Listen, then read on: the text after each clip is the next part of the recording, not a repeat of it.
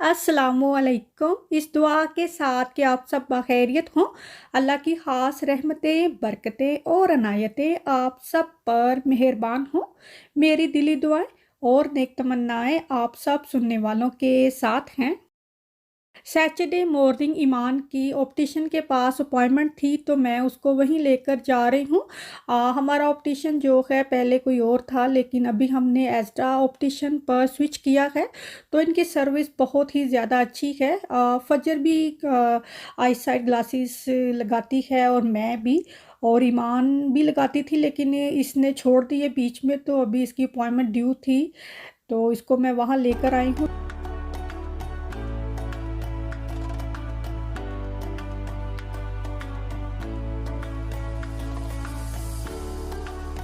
I'm just going to take a wee measurement of your eyes. So say we've got. And let's have a look at your photographs as well, the multitask. Very nice pictures here. Back of the eye, similar to this, and normal optic nerves, right eye, left eye, blood vessels good, macular no disease, very healthy picture there. Let's look at the next bit, and Stuart, the other boss is off today. He, not nice, it's a blurry, the test I'm going to do, it's like pretend drops in the eye, so don't worry about this. And here we'll have a dark room. Not afraid of the dark like we told you? No. That's it. Have a look at the Egyptians 18 months ago. We'll try a little different there. This will give you an idea. Blink and breathe normally this past the month. Appointment पर काफ़ी time लग गया। तकरीबन आधा घंटा तो हमने wait किया और फिर उसके बाद उसकी अपॉइंटमेंट पर भी काफ़ी टाइम लग गया। तकरीबन आधा घंटा 40 मिनट लगे। और फिर हम एज़्टा के और सुपर ड्रग से इसने कुछ शॉपिंग करनी थी, तो अभी घर आकर मैं दोपहर के खाने की तैयारी कर रही हूँ।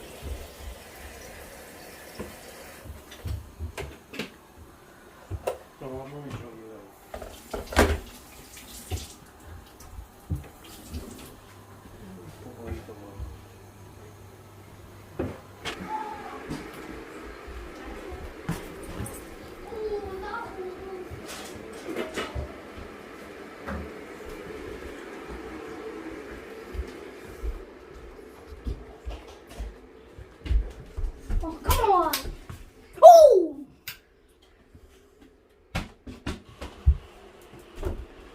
Second. Oh, come on!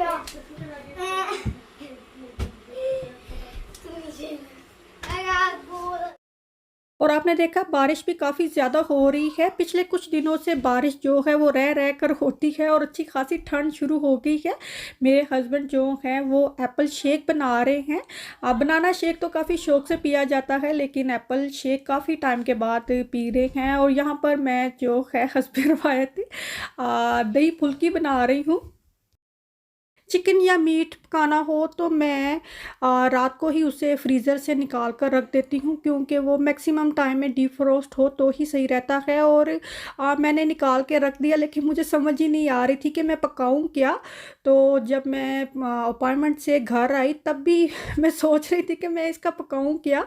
तो अभी दही फुल्कियाँ जो हैं बना रही हूँ, तो मैंने सोचा क्यों ना मैं इसके राइस पका लेती हूँ और साथ में आलू की टिक्कियाँ बना लेती हूँ। तो ऐसा भी हो जाता है सम टाइम खाना कुछ समझ में ही नहीं आता कि आप पकाएं क्या। तो ये चीज़ भी है कि सम टाइम ऐसा हो जाता है कि कुछ पकाने को या कुछ खाने को जी नहीं चाह रहा होता, लेकिन ये है कि कुछ ना कुछ पकाना तो लाजमी पड़ता ही।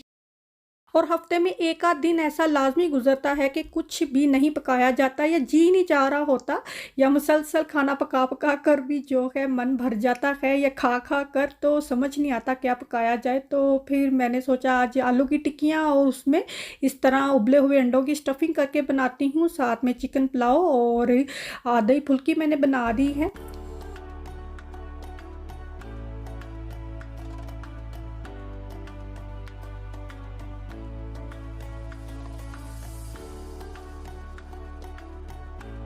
अंडे जो हैं वो चॉप कर कर भी आलू की टिक्कियों में मैं डाल लेती हूँ, लेकिन आज इस तरह से मैं काट कर इसकी स्टफिंग करूँगी। उबले हुए अंडे जो हैं वो स्टफ़ करके आलू की टिक्कियों में बनाऊँगी, तो वो बहुत ही अच्छी लगती हैं। चूँकि मौसम थोड़ा बदल गया है तो उबले हुए अंडे या ऑमलेट या एग ब्रेड जो है वो आजकल खाना ज़्यादा अच्छा लगता है।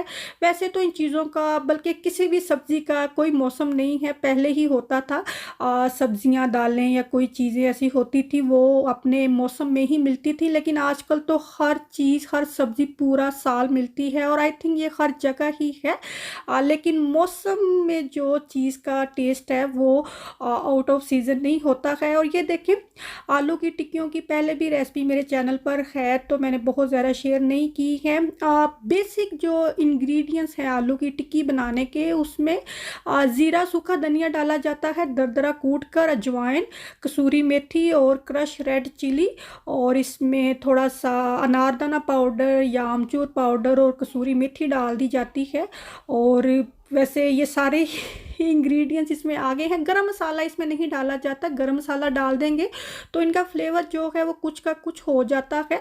वैसे गरम मसाला मोस्टली चीज़ों में डाला ही जाता है, लेकिन आलू की टिक्कियों में ना ही डालें तो अच्छा रहेगा। और कुछ मैंने जो है उबले हुए अंडे की स्टफिंग के साथ बनाई हैं, कुछ मैंने वैसे ही बना दी क्योंकि बच्चे नहीं खाएंगे, तो मैंने उनके लिए सादी ही बना दी। यहाँ पर ऐसे ऑरेंज कलर के ही स्वीट पोटैटो मिलते हैं, शकरकंदी ऐसी ही है।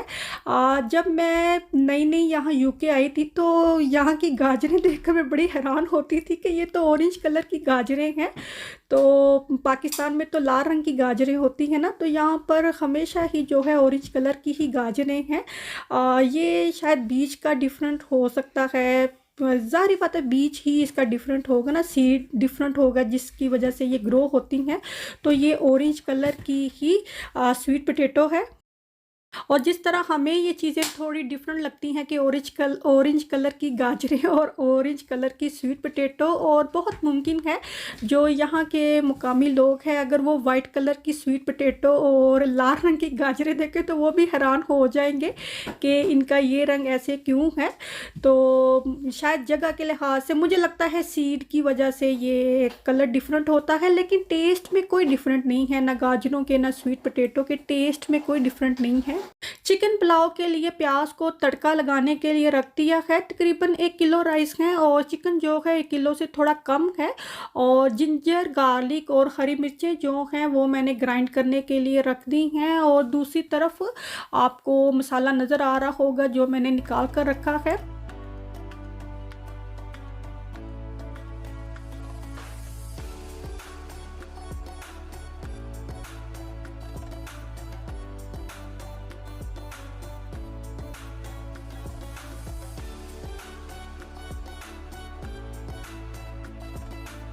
प्याज का कलर जब इस हद तक ब्राउन हुआ है तो इसमें जिंजर, गार्लिक और हरी मिर्चें जो ग्राइंड की थी वो डाल दी हैं। और जो चिकन है वो डालकर फुल फ्लेम पर मैंने इसको तकरीबन 7-8 मिनट जो है पकाया है, ताकि चिकन जो है वो अच्छे से फ्राई ही हो जाएगा इस मसाले के साथ।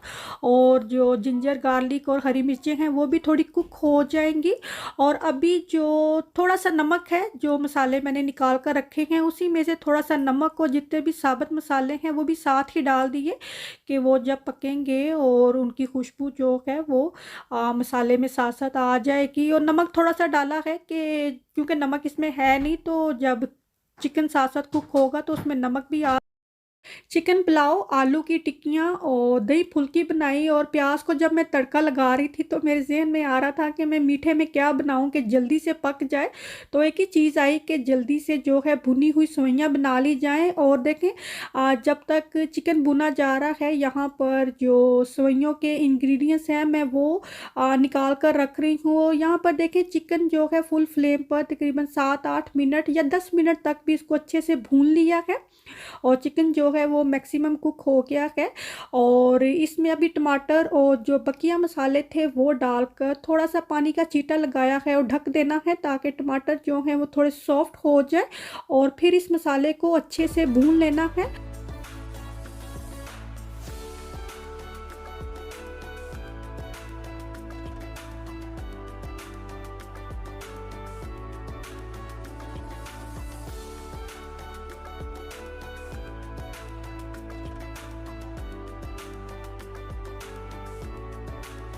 और ये देखें कितना खुश शक्ल जो है चिकन पुलाव का मसाला तैयार हो गया है। और अभी इसमें थोड़े से ये मेरे घर के ही उबले हुए चने हैं, ये मैंने डाल दी हैं, तकरीबन 1 कप होगा। और मैं तकरीबन 2 बोल जो है राइस के पका रही हूँ जो कि 1 किलो हैं। और 3 बोल जो हैं वो मैंने इसमें पानी के डाल दिए हैं और ये उबला हुआ पानी मैं डाल रही हूँ केटल का बॉइलिंग वाटर, क्योंकि जो राइस हैं वो अच्छी तरह से सोक हो चुके हैं। तो इस तरह जब जल्दी में मतलब आपके राइस जो हैं वो भीगे हुए हैं तो बेस्ट है कि आप इसमें केटल का उबला हुआ पानी डाल दें, तो उससे ये है कि इसमें बॉयल जल्दी आ जाएगा। अगर सादा टैप वाटर डालेंगे तो थोड़ा टाइम लगेगा उसको। और आप देख सकते हैं थोड़ी सी हरी मिर्चें काट कर मैंने इसमें डाली हैं, आप चाहें तो इसमें लाल मिर्चें भी डाल सकते हैं। और अब इसका नमक चेक कर लेना है, जब पानी उबला है तो इसमें राइस डाल दिए हैं और नमक चेक कर लेना है। जब पानी उबलते हुए पानी में हम राइस डालते हैं तो जो राइस में थोड़ा सा पानी होता है वो कभी भी इस तरह चावलों में मत डालें, क्योंकि चावलों में हमने पानी पहले से ही माप कर डाला है। और दम देते वक्त थोड़ा सा अगर ज़र्दा रंग डाल दिया जाए तो देगी चावलों जैसा टच आ जाता है और बड़े ही अच्छे लगते हैं। और आई एम श्योर कि मैंने जो पुलाव की रेसिपी जो है मैक्सिमम शेयर कर दी है। और पुलाव को दम पर रख कर अभी मैं जो आलू की टिक्कियां हैं वो बना दूंगी। और यहाँ पर देखें चावल बनाते बनाते ही मैंने जो है सेवइयों के सारे इंग्रेडिएंट्स जो हैं वो साथ साथ मैंने तैयार करके रख लिए हैं। और ये वाली सेवइयां हैं जो मैं पकाऊंगी। और साथ साथ मतलब तैयारी हो रही है कि पहले मैंने दही फुल्कियाँ बनाई, आलू उबलने के लिए रख दिए और साथ मैंने राइस बनाए। और राइस की कुकिंग के साथ साथ ही मैंने जो है जो मीठा पकाना था उसकी सारी तैयारी कर दी है। और अब मैं आलू की टिक्कियाँ बनाऊंगी और उतनी देर में राइस को दम आ जाएगा तो खाना जो है वो तैयार है खाने के लिए तैयार हो जाएगा मतलब। तो फिर जो सेवइयाँ हैं वो तो ज़ाहिर है बाद में ही मीठा खाना है, तो वो फिर मैं ये जो आलू की टिक्कियाँ हैं ये बनाने के बाद मैं सेवइयाँ बना लूँगी। और ये अंडा जो है मैं इसमें डिप करके आलू की टिक्कियाँ बना रही हूँ। इसको ब्रेड क्रम्ब भी लगा सकते हैं और अगर थोड़ी सी और स्पाइसी खाना चाहते हैं तो जो एग वॉश है आज इसमें के टिक्कियाँ डिप करके मैं तेल में फ्राई कर रही हूँ, इसमें भी नमक मिर्च डाली जा सकती है। तो आज की कुकिंग जो है ये इतनी प्लान नहीं थी, अमूमन मैं पहले ही मैंने सोचा होता है कि मैंने क्या पकाना है। तो आज मेरे ज़हन में था कि मैं सालन ही बनाऊँगी, लेकिन यही सोचती रही कि मैं सालन बनाऊं क्या बनाऊं। तो फिर देखें सब कुछ ही मुकम्मल एक मील तैयार हो गया, पुलाव भी बन गया, टिक्कियाँ भी बन गई और साथ में साइड डिश के तौर पर हमने जो है दही फुल्की भी बना ली और मीठा भी बन गया। तो इस तरह से भी खाना जो है वो बन जाता है कि ज़रूरी नहीं है कि हम हर काम जो है वो प्लान करके ही करते रहें, क्योंकि खाना जो है सम टाइम अगर खाने को जी नहीं चाहता तो पकाने को भी जी नहीं चाहता। जब तक मैंने आलू की टिक्कियाँ बनाई चावलों का दम जो है वो तैयार हो गया है और चावल जो है वो मैं मिक्स करके रख दूँगी। और अभी लास्ट में मैं सेवइयाँ जो हैं वो पकाने लगी हूँ। चीनी देखें मैंने इस तरह के स्टोरेज बॉक्स में रखी हुई है और ये मैं आइकिया से बॉक्स लाई हूँ, चीनी आइकिया से हरगिज़ नहीं लाई। और 350 ग्राम सेवइयाँ हैं और 350 ग्राम ही मुझे चीनी चाहिए और चीनी जो है वो मैं माप कर रख लूँगी। और दूसरी तरफ जो है सेवइयाँ पकाने के लिए मैंने बटर को गर्म करने के लिए रख दिया हुआ है। पाकिस्तान में जिस तरह दुकानदार चीनी मापते हैं मैंने बिल्कुल उसी तरह चीनी मापी है। पूरी जो है 350 ग्राम की चीनी मैंने मापी है, थोड़ी सी भी ज़्यादा नहीं है। स्पून उसमें रखा है तो 50 ग्राम उसका वज़न बढ़ गया। जैसा कि मैं पहले भी बताती हूँ कि कोई भी मीठा पकाना हो तो वो मैं बटर में ही पकाती हूँ, क्योंकि मीठा आप घी में या ऑयल में भी पका सकते हैं लेकिन उसका टेस्ट जो है वो इतना अच्छा नहीं बनता जितना कि बटर में पकाकर बनता है। और ये 2 पैकेट हैं सेवइयों के और दोनों ही डिफरेंट ब्रांड के हैं। इस तरह की सेवइयाँ जब भी हम पाकिस्तानी स्टोर से लाते हैं जो कैश एंड कैरीज होती हैं तो कभी भी एक मेक की सेवइयाँ वहाँ पर नहीं होती, हमेशा कोई ना कोई डिफरेंट ब्रांड की ही सेवइयाँ होती हैं। और ये 2 ब्रांड की सेवइयाँ हैं और ये मैं अंदाजे से ही पकाऊंगी क्योंकि हर ब्रांड की जो है सेवइयों का टेक्सचर डिफरेंट है। और पहले तो मैंने इसको अच्छे से जो बटर इसमें डाला है उसमें अच्छे से भून लेना है, बिल्कुल मीडियम फ्लेम पर रख कर, ना बहुत ही हाई फ्लेम हो कि ये जल जाएंगी। और थोड़ी सी इसमें मैंने हरी इलायचियाँ डाली हैं, ये भुनी जाती हैं, थोड़ी सी क्रंची हो जाएंगी, बड़ी अच्छी सी इनकी खुशबू आती है। और जितनी सेवइयाँ हैं उतनी ही इसमें चीनी डालनी है। और जब ये 2 चम्मच से देखें इस तरह इसको मिक्स कर लेना है, क्योंकि एक से ही अच्छे से मिक्स नहीं होंगी, क्योंकि कुछ इनकी कंसिस्टेंसी ऐसी है ना कि ये जल्दी से हिलती नहीं है अपनी जगह से। और फिर इसमें चीनी डाल देनी है और इसको मिक्स कर देना है। और मैंने इसमें 1 कप जो है दूध का डाला है। जैसा कि मैंने बताया कि ये मैं अंदाजे से पकाती हूँ कि किसी एक ब्रांड की हो तो आपको अंदाज़ा हो जाता है कि इसकी सेवइयाँ हमेशा ऐसे ही पकनी है, लेकिन डिफरेंट ब्रांड की कंसिस्टेंसी डिफरेंट होती है। तो इसमें मैंने अभी 1 कप डाला है, इसको मिक्स करूँगी। थोड़ा सा जो चीनी का भी पानी बनेगा, लिक्विड बनेगा, तो वो भी थोड़ा इसको गीला कर देगा। बजाय इसके कि इसमें एकदम पानी डाल दिया जाए या दूध ही डाल दिया जाए, तो ये गतावा सा इसका तैयार हो जाना है, जो कि सही नहीं है।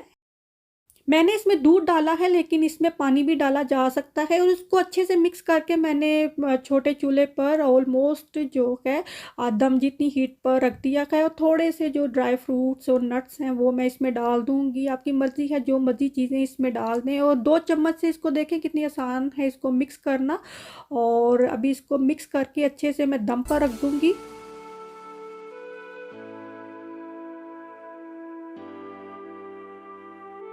थोड़ी देर जब इसको दम पर रखा है, तो इसको जब मिक्स करने लगे हैं तो अंदाज़ा हो जाएगा कि इसमें और पानी डालना है कि नहीं डालना। और देखें मैं दूसरा हाथ मेरा जो है वो पैन इतना गर्म है कि उसको हाथ नहीं लग रहा, और ना ही मैंने कोई चीज़ या कोई कपड़ा हाथ में पकड़ा हुआ है। और इसको अच्छे से एक और स्पून से मैं अच्छे से मिक्स करूँगी ताकि इसके ढेले से ना बन जाए। और अभी एक सेवइयाँ जो है थोड़ी सी मैंने खा कर देखनी है। ये देखें कि इससे मुझे अंदाज़ा हो जाएगा कि इसमें जैसे चावलों जैसी कनी है। तो अभी देखें तकरीबन 2 टेबल स्पून मैंने इसमें पानी और डाला है। बस इतना ही इसमें लिक्विड जाएगा, तो इसने जो है गल जाना है, बजाय इसके कि इसमें एकदम ज़्यादा पानी डाल दिया जाए।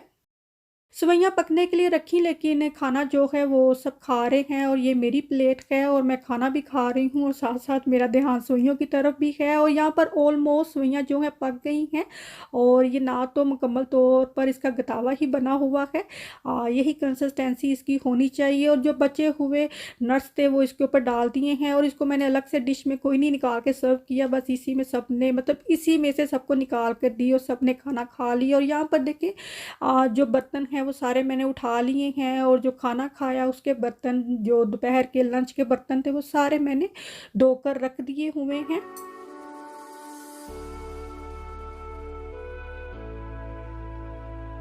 और अभी थोड़े से कपड़े धोने वाले हैं, बल्कि काफ़ी ज़्यादा मेरे कपड़े धोने वाले हैं। बाहर धूप लगती थी तो कपड़े जितने मर्जी धोते जाओ और धूप में डालते जाओ। और अभी जो है वेदर ही ऐसा नहीं है, और धूप भी जो है वो ठंडी सी है, तो कपड़ों में स्मेल आती है। मैं बाहर धूप में नहीं डालती हूँ। तो अभी हीटिंग ऑन तो होती है, लेकिन इतनी ज़्यादा नहीं होती। आगे जब हीटिंग ऑन होगी तो कपड़े भी जल्दी से सूख जाया करेंगे। बच्चों के यूनिफॉर्म जो होते हैं वो मेरी कोशिश होती है कि वो मैं फ्राइडे को ही धोकर जो है डाल दूं, ताकि वो फिर सूखते रहते हैं। और यूनिफॉर्म जो हैं वो एक से ज़्यादा ही हैं, एक दिन या 1-2 दिन जो है बच्चे पहन कर जाते हैं वो चेंज कर लेते हैं। ये नहीं है कि पूरा हफ्ता एक ही यूनिफॉर्म पहन कर जाना है। और अभी ईमान के लिए मैं चॉकलेट ब्रेड बना रही हूँ। ईमान ने कहा मेरे लिए बना दे। अमूमन वो खुद ही बना लेती है, लेकिन उसकी थोड़ी तबीयत ठीक नहीं है, तो वो अपस्टेयर अपने रूम में लेटी हुई थी। और यहाँ पर देखें मुझे सर्दी लगी है, तो मैं यहाँ पर जर्सी पहन रही हूँ। मौसम चेंज हुआ है तो एकदम बहुत ज़्यादा ठंड लगती है, तो बेहतर है जर्सी पहन ही ली जाए, क्योंकि वेदर जब चेंज होता है, सर्दी आती और सर्दी जाती जो है वो बीमार करती है। जो बीच का मौसम होता है वो कुछ नहीं कहता, और एकदम से जब वेदर चेंज हुआ है तो सर्दी लगती है, तो बेहतर है जर्सी पहन ही ली जाए।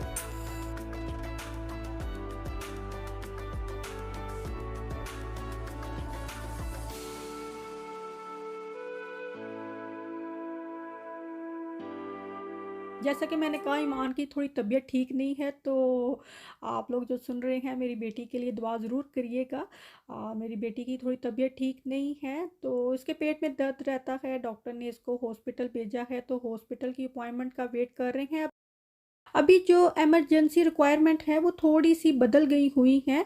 पहले तो आपको टाइम बाय टाइम थोड़ी सी कोई भी प्रॉब्लम हुआ है तो आप इमरजेंसी चले जाते थे, लेकिन अभी ऐसा नहीं है कि अभी अगर आपको कोई चोट लग गई है तो 111 को कॉल करना पड़ेगा, यानी 111 को। अगर कोई बॉडी में पेन है, पेट में दर्द है, कहीं भी आपको कोई दर्द हो रहा है, कोई अनवेल हैं आप, तो अपने जीपी के पास जाना पड़ता है। कोई इंतहाई इमरजेंसी हो, जैसे कि कोई हार्ट प्रॉब्लम है, तो ही 999 को 999 को कॉल कर सकते हैं। तो ये थोड़ी सी प्रायोरिटी चेंज हुई है, क्योंकि हॉस्पिटल में जो भी स्टाफ है उसकी इतनी ज़्यादा जिम्मेदारी है, और जैसे कि ये पेंडेमिक की वजह से जो पेशेंट हैं वो ज़्यादा हम हैं, तो इस वजह से, वरना तो पहले जैसे मर्जी आप चले जाते थे।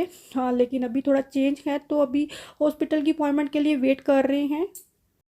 ये मेरी बेटी फजर की फेवरेट बुक्स हैं, और ये पूरा सेट है। आई थिंक इसमें हाँ 8-9 बुक होंगी या इससे ज़्यादा होंगी।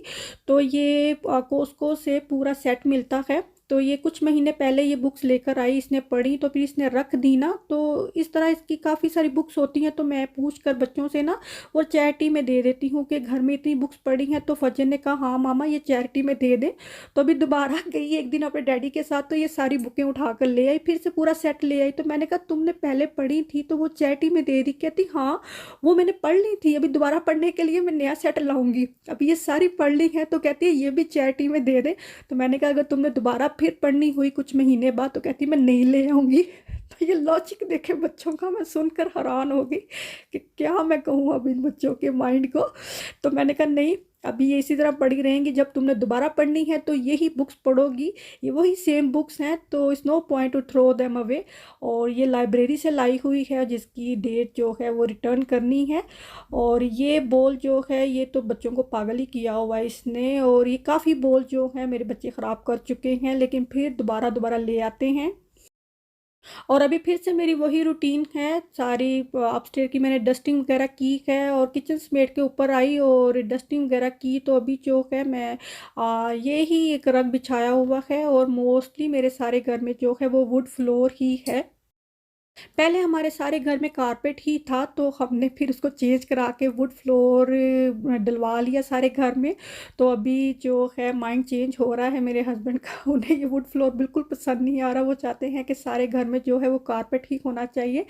तो मैंने कहा अभी बिल्कुल भी हमें इसकी ज़रूरत नहीं है, जैसा है बस ये ठीक है। तो अभी हम कारपेट नहीं डलवाएंगे, और यही एक रग है, और इसको जो है अभी मैंने हूवर कर दिया है। तो इसी तरह अपस्टेयर की सारी जो है मैं साफ़ सफाई कर दूंगी। और ये लैडर है यानी सीढ़ी है, ये हमने रखी हुई है, ये जो ऊपर लोफ्ट होता है वहाँ तक जाने के लिए। लोफ्ट जो है वो वैसे तो इस्तेमाल के लिए नहीं होता है, क्योंकि उसके ऊपर प्लास्टर बोर्ड होता है, तो उसको इस्तेमाल नहीं कर सकते। उसके ऊपर जो है शीट लगानी पड़ती है, तो ही उसको एज अ स्टोरेज यूज़ किया जा सकता है, जो कि हमने, बल्कि मेरे हस्बैंड ने की हुई है। तो वहाँ तक पहुँचने के लिए हमने ये सीढ़ी रखी हुई है, जो कि हमने अभी, हमें भी नहीं याद कि ये हमने आई थिंक ऑनलाइन ही मंगवाई थी, और काफ़ी टाइम हो गया है ये सीढ़ी हमारे पास है। तो आज मैं ऊपर कुछ लेने के लिए चढ़ी हूँ, तो मैंने सोचा इसकी फ़िल्म भी बनाई जाए। और जो ऊपर लोफ्ट होता है यहाँ तो हर घर में ही होता है, लेकिन ये है कि उसको इस तरह इस्तेमाल नहीं कर सकते, उसको थोड़ा सही करना पड़ता है। तो ये मेरे हस्बैंड ने सारा काम किया हुआ है, और बहुत सी स्टोरेज जो है चीज़ें हमने ऊपर रखी हुई हैं, जैसे कि सूटकेस होते हैं वो बहुत जगह लेते हैं, वो हमने ऊपर रखे हुए हैं। और जैसे अभी गर्मियों के कपड़े हैं वो बॉक्सेस में डालकर बंद करके अच्छे से वो ऊपर पहुँचा दिए हैं। है ये बहुत ही मेहनत तलब काम, ये हर कोई नहीं कर सकता है, क्योंकि इसको थोड़ा ध्यान से करना पड़ता है। और अभी देखें ये सीढ़ियाँ यहाँ पर मैंने हूवर किया हुआ है, लेकिन जो नीचे वाली 3-4 सीढ़ियाँ हैं वो काफ़ी मैली हुई लग रही हैं। ये देखें काफ़ी मैली सी हैं, और ये मैं कारपेट स्टेयर रिमूवर लेकर आई थी, इससे जो है ये साफ़ हो जाएंगी। ये काफ़ी मैली सी हो गई हैं, तो मेरे हस्बैंड सोच रहे थे कि हम स्टेयर केस का कारपेट जो है वो चेंज करवा देते हैं। तो मैंने कहा अब इसको साफ़ करके देखते हैं, हो सकता है साफ़ हो ही जाए ना, तो इसको चेंज ज़रूर करवाना है। तो ये मैं लेकर आई, एज द टेस्को से हर जगह मिल जाता है, 2.5-3 पाउंड का होता है। और ये देखें इससे इसको अच्छे से साफ़ करना है, और फ़ौरन से ही देखें ये जो मैल सी थी वो साफ़ होना शुरू होगी, और इसमें से लिक्विड काफ़ी ज़्यादा निकलता है। और थोड़ा सा मैंने इसके साथ साफ़ किया, फिर जो आम ब्रश होता है उसके साथ अच्छे से इसको रब किया, और जितनी भी मैल जो है वो सारी साफ़ सुथरी हो गई। ये देखें इस ब्रश से अच्छे से इसको साफ़ करना है। और फिर ये है कि कोई सभी जो ऐसे कपड़े जो घर में इस्तेमाल के लिए नहीं होते लेकिन वो कॉटन के हों। मेरे पास कुछ कपड़े ऐसे हैं जो मैंने निकाल कर रखे हुए थे जो मुझे नहीं चाहिए थे, तो वो मैं चैरिटी में देने के लिए रखे हैं। तो ये निकर है मेरे बेटे की, और ये देखिए ये कॉटन का है, तो इससे अच्छी तरह इसको रब करना है, तो जितना भी लिक्विड है ये कॉटन जो है अच्छे से जज़ब कर लेगा। थोड़ी देर ये वेट रहेगा, लेकिन शाम तक जो है ये बिल्कुल सूख गया और ये बिल्कुल साफ़ सुथरी हो गई। और मुझे भी उम्मीद नहीं थी, कि मैंने कहा चलो ट्राई कर लेते हैं, क्या पता साफ़ हो ही जाए। क्योंकि हमने कारपेट जो है ना रग साफ़ किया था गर्मियों में बाहर रख कर, और वो इतना साफ़ सुथरा हो गया, तो मैंने कहा ये भी साफ़ हो ही जाएंगी। और ये देखें अभी मैंने तकरीबन 3-4 स्टेयर केस जो हैं वही साफ़ की हैं, तो वो बिल्कुल नई की नई हो गई। तो मैंने कहा क्या फ़ायदा है इसको, कि मतलब ऐसे ही हम जो है कारपेट चेंज करवाने बैठ जाए, तो इसको साफ़ कर लेना बेहतर है।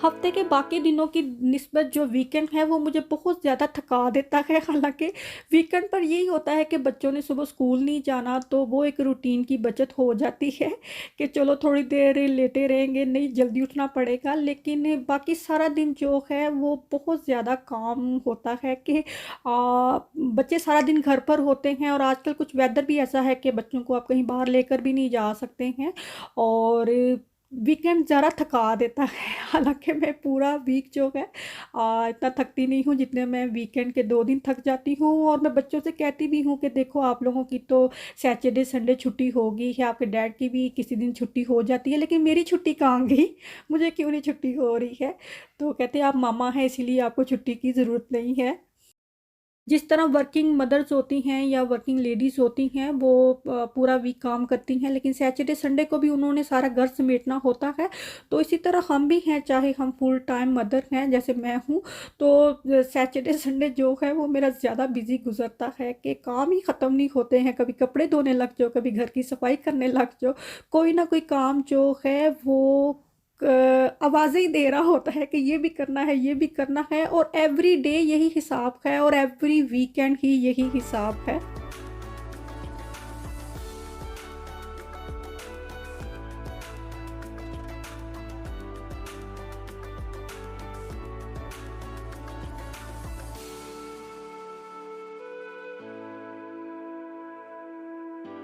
दोपहर को जब खाना खाया तो साथ ही मैं जो है किचन समेटा और अपस्टेयर चली गई। तो सेवइयाँ मैंने नहीं खाई थी, तो अभी शाम को मुझे थोड़ी सी भूख लग रही थी, तो मैंने सोचा थोड़ी सी मैं जो है सेवइयाँ ही खा लेती हूँ, या शायद मैंने खानी नहीं थी इसलिए मुझे क्रेविंग हो रही थी कि मैं सेवइयाँ खा लूँ। बारिश का सिलसिला जैसे मैंने कहा कि हर रोज़ ही शुरू हो जाता है और साथ ही धूप लग जाती है, तो आज फिर रेनबो बनी। और रेनबो जो है जब बारिश होती है, और देखें कितनी खूबसूरत रेनबो बनी है।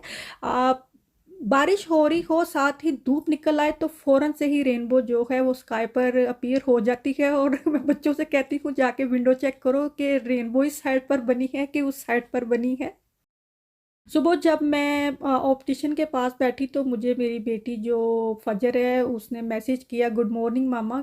तो वो अभी उठी नहीं थी जब मैं ईमान को ऑप्टिशियन के पास लेकर गई, तो उसने कहा मामा can I ask you something. मैंने कहा हाँ, मैंने उसको मैसेज में कहा ना हाँ क्या बात है। कहती क्या मैं आज ही डिनर में फ़िश एंड चिप्स खा सकती हूँ। तो अभी मैंने कहा तुमने नाश्ता कर लिया। कहती हाँ मेरे डैड जो है वो मेरे लिए नाश्ता बना रहे हैं।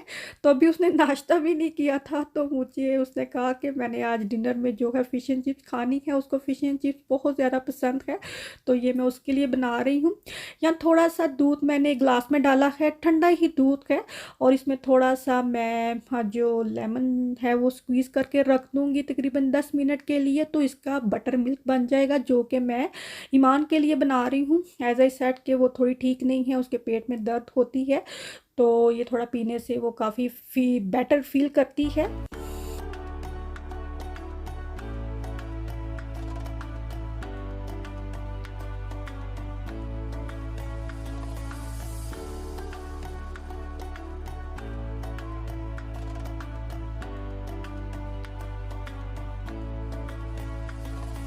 फ़िश एंड चिप्स खानी सिर्फ फजर ने ही थी, लेकिन जब बनी है तो सब ने कहा हम भी खाएंगे, हम भी खाएंगे। तो अभी फिर थोड़ी थोड़ी करते हुए सबके लिए ही मैंने बनाई, और सब जो है यहाँ पर फ़िश एंड चिप्स खा रहे हैं।